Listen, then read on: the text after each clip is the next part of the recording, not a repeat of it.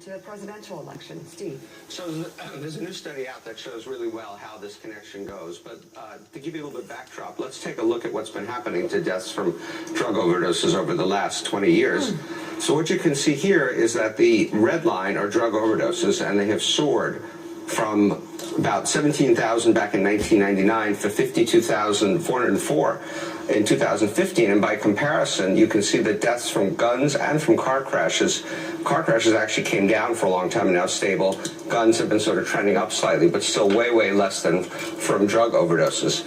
And so what this study does is it takes a look at counties and divides them into counties with more or less drug use and drug overdoses. And if you turn to the next chart, you can see kind of what that means. So nationally, Trump didn't really do that much better than Romney among counties broadly across the country. But if you look in the industrial Midwest, for example, you can see that Trump's margin over what Romney got 4 years ago was 16.7 percentage points in the counties with the highest amount of drug and opioid use. And then the counties with the lowest amount, it was smaller. Even in New England, which you don't think of as having a huge drug problem, it does up in rural New Hampshire, rural Maine, and so on. And there it was even more dramatic in that Trump outperformed Romney very significantly in those counties, but actually underperformed Romney in the counties, not necessarily surprisingly, with the least. So I want to be very clear here, because I've mocked and ridiculed. No, not you. I never did that with you. But people that have said, hey, yeah, Obama won, or Trump won Obama voters because everybody was on heroin when they voted.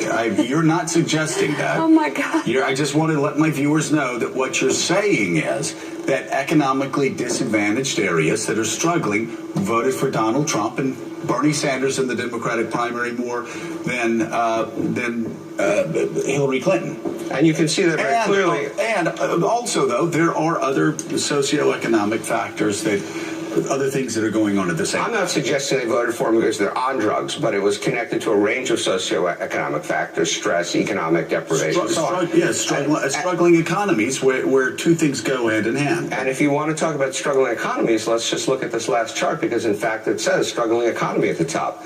And you can see again, if you look at the Midwest, which lost so many of its manufacturing jobs, in the counties, and these are studies by a Penn State scholar, county by county, in the counties that had the most economically difficult conditions, a mix of unemployment, things like that. They used a bunch of statistics. Can I stop you right there? Yes, Michael Steele, this just screams Bill Clinton 1992. Yep. We're talking about the Obama voters that switched to Trump. That's right. But you look at that chart, that's why Bill Clinton won. He won.